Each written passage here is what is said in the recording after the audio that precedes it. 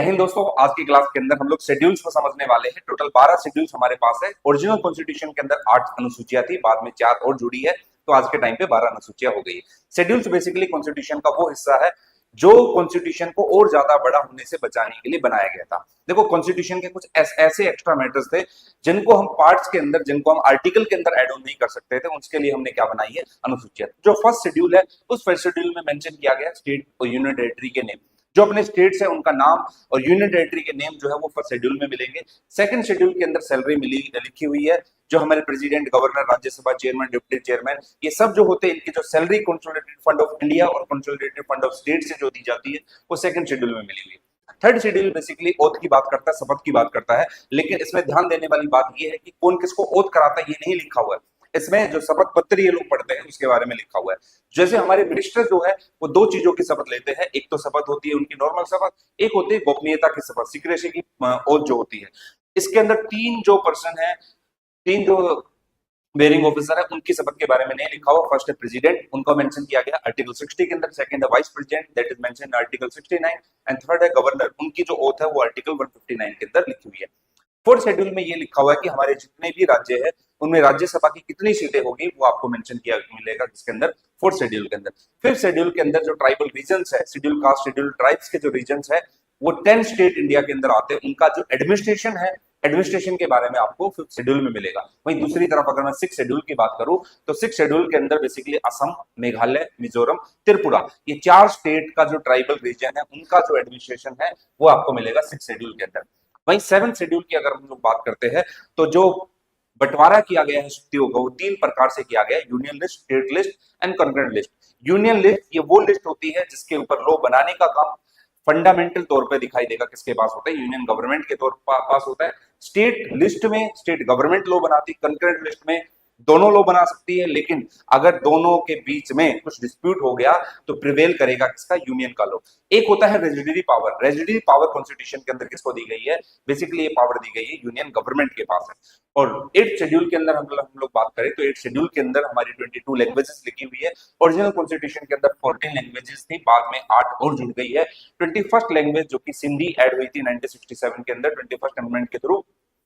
71st amendment के through 3 language add हुई है, कोंकणी, नेपाली, मणिपुरी। फिर 92nd अमेंडमेंट के थ्रू संथाली, डोगरी, मैथिली, बोडो, ये 4 लैंग्वेज जो है ऐड हुई है। उसके बाद अगर हम लोग 9th शेड्यूल की बात करें तो 9th शेड्यूल के अंदर ओरिजिनल कॉन्स्टिट्यूशन के अंदर जो क्या लिखा हुआ है और अब क्या लिखा हुआ है वो आपको थोड़ा सा समझना है। देखो, 9th शेड्यूल ओरिजिनल कॉन्स्टिट्यूशन के अंदर नहीं था, इसको बाद में जोड़ा गया है, फर्स्ट कॉन्स्टिट्यूशन अमेंडमेंट 1951। इसमें लिखा हुआ है कि अगर कोई भी लॉ पार्लियामेंट बनाती है और उस लॉ को बनाने के बाद 9th शेड्यूल में डाल देती है तो उसका कोई जुडिशियल रिव्यू नहीं होगा। लेकिन एक केस हुआ है जिसका नाम है IR कोलोन केस। उस केस के बाद बेसिकली ये डिसाइड हुआ कि अगर कोई भी ऐसा केस है, अगर वो हमारे बेसिक स्ट्रक्चर का वोलेशन कर रहा है according to Kesavananda Bharati case, तो उसका भी जुडिशियल रिव्यू हो सकता है। तो इसमें लैंड रिफॉर्म्स लॉ आते हैं, ऐसे लॉ जिनका जुडिशियल रिव्यू नहीं होता था। 10th शेड्यूल की अगर हम लोग बात करें जिसमें लिखा हुआ है anti defection law. Anti defection law basically बताया गया है कि अगर कोई भी पर्सन जो कि MP MLA की पोस्ट के लिए इलेक्ट हुआ है और वो पार्टी छोड़कर किसी दूसरी पार्टी को ज्वाइन कर लेता है, या नॉमिनेटेड मेंबर 6 महीने बाद किसी पार्टी को ज्वाइन करता है, या फिर कोई भी एक पार्टी की सीट से इलेक्शन लड़कर आया है और वो व्हीप को फॉलो नहीं करता है, व्हीप माने एक ऑर्डर हो गया जो पार्टी देती है, और 15 दिन के अंदर अगर पार्टी ने उसको माफ नहीं किया है तो उसकी मेंबरशिप क्या होगी, चली जाएगी। पार्टी के अपोज में आप वोटिंग करते हो तो उसकी मेंबरशिप भी क्या हो जाएगी, चली जाएगी।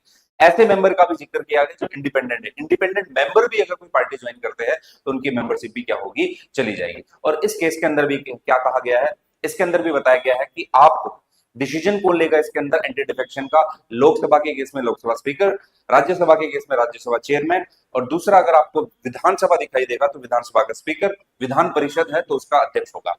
अब लोकसभा स्पीकर के फैसले से अगर आप सेटिस्फाई नहीं हो तो इनके फैसले के खिलाफ भी आप सुप्रीम कोर्ट में चैलेंज कर सकते हो, और आज के टाइम पे काफी डिबेटेबल इशू बना हुआ है anti defection law.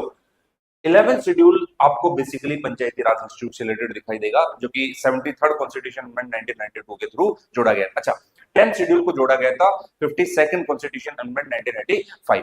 11th schedule के अंदर जो पंचायतें होती है उनकी क्या पावर्स होती है वो 11th शेड्यूल में है, और इसमें एक नया आर्टिकल जुड़ा है, आर्टिकल 243। और 12th शेड्यूल जो है उसमें म्युनिसिपैलिटीज की पावर लिखी हुई है, जो शहरी क्षेत्रों के अंदर जो नगर पालिकाएं होती है वो इसमें लिखा मिलेगा। इसको जोड़ा गया 74th कॉन्स्टिट्यूशन अमेंडमेंट 1992 के थ्रू। दोनों में आपको बेसिकली एक महीने का ही डिफरेंस दिखाई देगा, इसलिए नंबरिंग अलग मिलेगी, ईयर आपको क्या मिलेगा सेम मिलेगा। ऐसी इंटरेस्टिंग वीडियो के लिए हमारे साथ बने रहिए।